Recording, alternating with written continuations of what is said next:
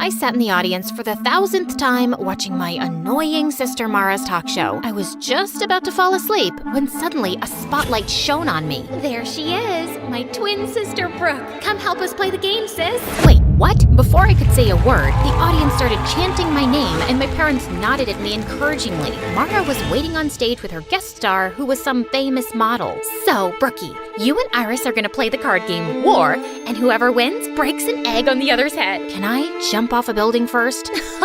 Always such a little party pooper. I played the dumb card game until I won, so I cracked an egg on Iris's head before turning to go off stage. Ow! You just hit me in the head with an egg. That was the goal of the game, genius. Well, you did it way too hard. Ow! The next day, my accidental egg assault was all over YouTube and social media. Sister of talk show host Mara gets violent with popular model Iris.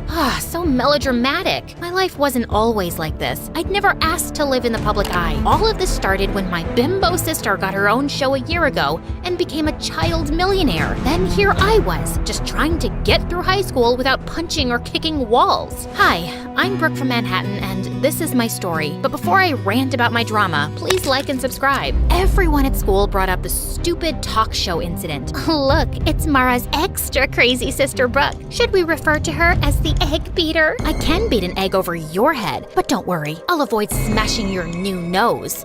You're always such a witch. This is why nobody at school likes you. She was so cute for thinking that I cared. Anyway, around lunchtime, I headed to the bathroom when suddenly I jumped. One of the most popular guys in school, Lance, was right behind me, smirking. He was a part of a clique of 4 other heartthrobs who all looked like Wattpad princes. You are looking lovely today, princess. You just followed me into the girls' bathroom. I wanted to ask you out on a date. You've never even made eye contact with me before. I used to think you were just Mara's mean loser sister, but when I saw what you did on TV, I practically fell in love with you, babe. I've always wanted a girl with that kind of fire. So I'll pick you up tonight at 8. I didn't answer. I just pushed Lance away from my face and towards the toilet bowl. He landed head first, and I couldn't help laughing. Except later that day, I noticed the rest of Lance's dreamy friends kept staring at me with that same smirk on their faces. In fact, all 5 of them slipped envelopes into my locker asking me on a date. This had to be some kind of joke. I decided to ask Mara about it, since she was the school queen bee and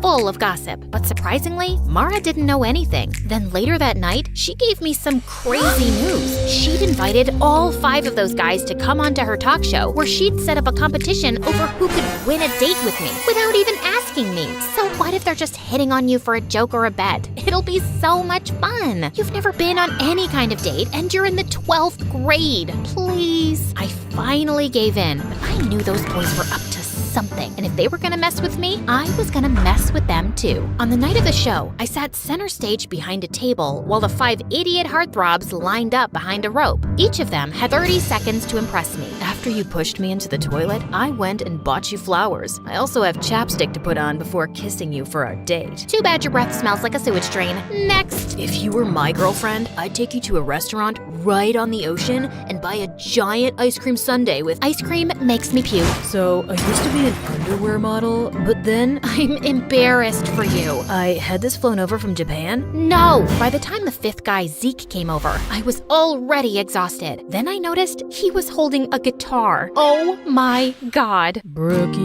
oh Brookie, honey, my heart is yours. Yeah, Brookie, oh Brookie, Brookie, my sassy princess I adore.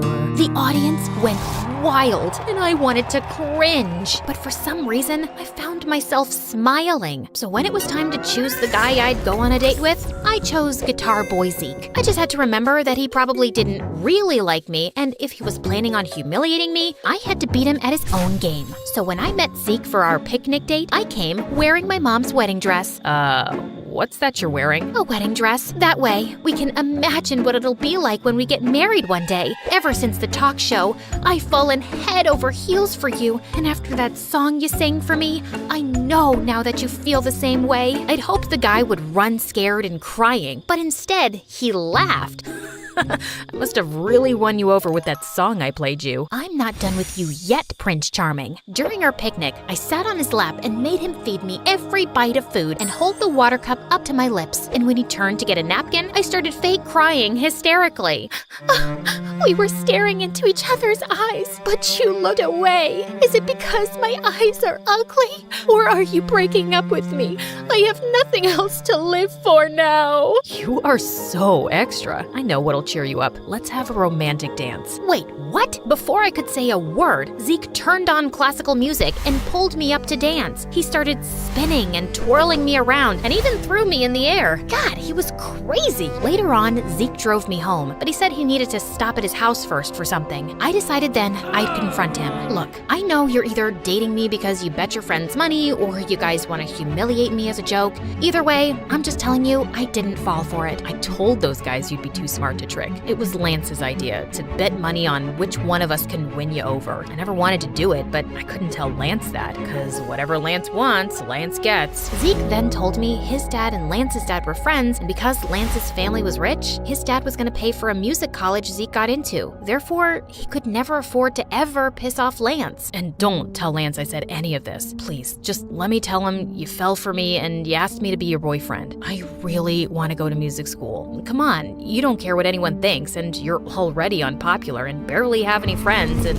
no offense. How little self-respect did this guy think I had? I wanted to give him a good slap in the face, but just then, Zeke stopped by this really run-down trailer next to a pile of garbage. Okay, we're here. My dad's sick, so I have to check on him every few hours. Holy crud, this is where he lived? This place was a single room, and Zeke's dad was in a bed with an oxygen tank. I guessed with his dad's medical bills, he'd never have enough money to even think about music school. So I decided to let Zeke tell Lance he was gonna keep dating me for a bet. The next day at school, I saw Lance and the other 3 heartthrobs looking at me and snickering to themselves. Even other kids seemed to be onto the bet, but I could live through it. I was doing a good deed by humiliating myself. Plus, Zeke was fun to be around, and I didn't mind having him as my fake boyfriend. One night, I decided to invite him to a celebrity party Mara and I were attending. I even bought him a suit and tie, and secretly, I thought he looked super handsome. At one point, I was walking by the entrance when suddenly I saw Zeke standing with Lance and his friends, and Zeke was saying he had to go. What do you mean? This is a huge exclusive party that I invited you to. Listen, cranky face, I came to pick up your boyfriend for some last-minute plans. Surely you two can reschedule. With that, Zeke took off with the boys, and for some reason, I felt really angry about it. Just then, Mara came over to ask if I was okay, and I ended up telling her everything. Look, I know you feel bad for Zeke because of his home situation, but you don't have to sell your dignity for charity. If you think he doesn't genuinely care about you, just dump his sorry butt in front of everyone tomorrow. Or I can talk tomorrow in school, like an actual mature person. But I know maturity is kind of a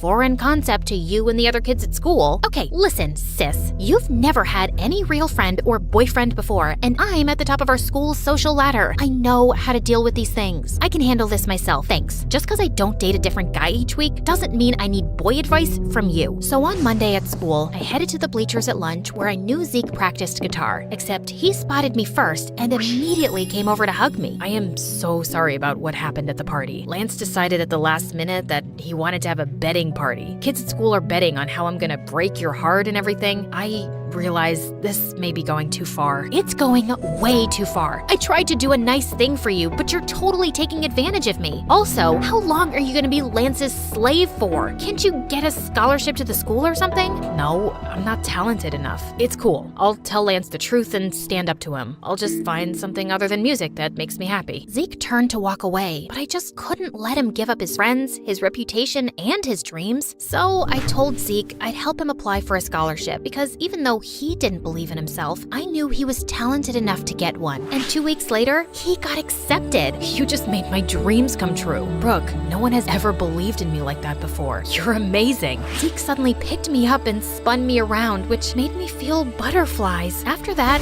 Zeke and I became really close and started hanging out all the time. I helped him take care of his dad, and he helped me make some friends at school. Except there were a couple of issues. One, I started to develop real romantic feelings for Zeke, and 2 was Zeke still hadn't told Lance the truth, even though it was part of our agreement. So finally, Zeke decided to confront Lance one day after school as I hid behind a tree to listen in. Look, man, I told Brooke about the bet. It's not right the way we're manipulating her. Plus, I've been hanging out with her, and I think I want to date her for real. You know, she helped me get a scholarship to the music school you were going to pay for. Now, you don't have to. Are you kidding me? What am I going to tell all the kids who've been giving us money, betting the different ways you can dump her? You're one of us, Zeke, and she's an unpopular loser. It'll make the whole squad look bad. If you date her, then you're dead to us. Fine then. You guys are jerks anyway. I'm gonna get myself an awesome girlfriend. I held my breath as I watched Zeke ditch his friends for me. And just like that, Zeke and I became an item. He held my hand, kissed me in public at school, and didn't even seem to care that he'd lost all his friends in popularity. Everything seemed to be going well, at least for a couple of weeks. Then one weekend, I went away with my family for a camping trip with no Wi-Fi or cell reception. But when I arrived back at school on Monday, something horrible happened. I was sitting in the cafeteria when suddenly Zeke stood up on one of the tables with a microphone and speakers. Can I have everyone's attention? I have something to say to my girlfriend, Brooke. I'm sorry, babe, but I just can't date you anymore. I've realized that I don't want to be with a stuck-up sourpuss who's way below my league. It's also really lame that you've never dated anyone before. So for all of you out there who bet money how I dump Brooke, the ones who selected public humiliation win. I stood with shock as I watched a bunch of kids run over to Zeke, Lance, and the other guys with cash. None of this made any sense. Had it just all been a setup? I ran out of the room and into the hallway to collect myself when I saw Zeke behind me. Brooke, I am so sorry I had to do that, but I had a good reason. What good reason could you possibly have for humiliating me like that? Please, just listen to me. My dad had to have an emergency medical procedure over the weekend that I couldn't pay for, and since there was no way to reach you, I had to ask Lance for help. He said he'd only pay for it on the condition that I publicly dump you. I'm so sorry. I still want to be with you, though. It just might have to be in secret. You know what? No, I don't care what your reasons are. I am so freaking sick of all of your excuses to manipulate and humiliate me. We're done, Zeke.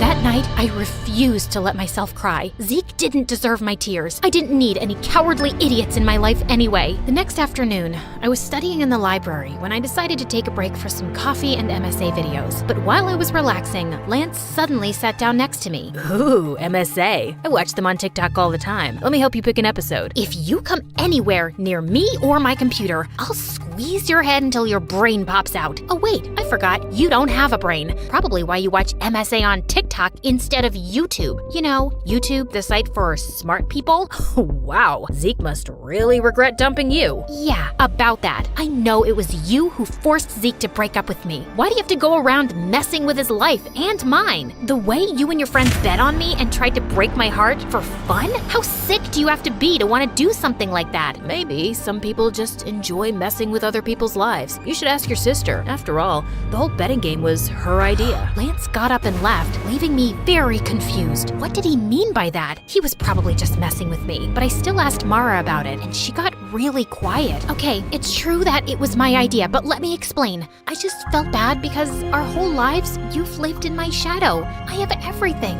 Fame, popularity, friends, and you didn't get any of that. So I wanted to find you a cute boyfriend to make you happy. Except none of the guys at school wanted to date you. The only ones who were willing to were Lance and his friends, if they could make money off of it. But I had hoped one of them would fall for you for real. I was stunned and silent as Mara apologized over and over. I knew her heart had been in the right place, but she'd gotten me into such a giant mess. God, I just needed space from everyone. The next morning, I was going through the mail when I saw an envelope from Zeke's music school. To my surprise, they'd returned a check I'd paid as a deposit to confirm his place in the program. Apparently, Zeke had called the college and declined the offer to attend. I thought right away of his sick dad, and suddenly I got a bad feeling. I drove immediately to Zeke's house, but when I reached there, he was sitting outside and playing guitar, looking perfectly happy. Zeke, is everything okay? Did you call your college and decline the offer? Yeah, I just didn't feel right taking your money to attend there, not after the way I treated you. So I'm just gonna save up and reapply next year. In the meantime, I got a job and my dad's doing better. Thank you for believing in me, Brooke. You have no idea how much it means to me. Zeke came over to hug me, and I felt those stupid, happy butterflies again. Hey, listen, are you still friends with Lance? God, no. I'm done being his slave. I took a loan and paid him back everything I owed him for Dad. So, if I give you a second chance, that means you can't be an idiot this time. I swear on my life I won't be. I want you back, and I won't have it any other way. So, I guess my sister did achieve her goal of finding me a guy, even though it was in the craziest way possible. Still, maybe one of these days I could thank her for it.